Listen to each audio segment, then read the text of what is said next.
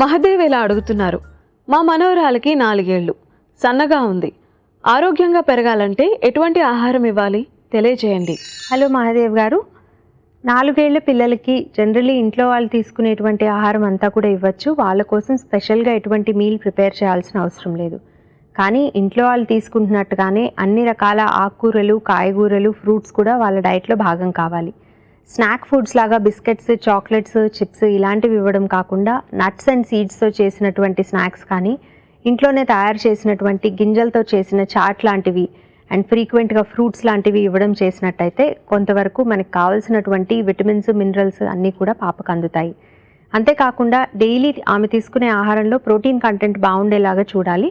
Non vegetarian తినేటట్టయితే ప్రతిరోజు ఎంతో కొంత ఒక 30 to 40 గ్రామ్స్ వరకు నాన్ వెజ్ ఇవ్వడం కానీ, లేదంటే వారంలో 2 to 3 డేస్ నాన్ వెజ్ ఇవ్వడము, చికెన్ కానీ ఫిష్ కానీ, అండ్ డైలీ ఎగ్ ఇవ్వటం కూడా చేయటం వలన మనకి ప్రోటీన్ కంటెంట్ అనేది సఫిషియెంట్గా వస్తుంది.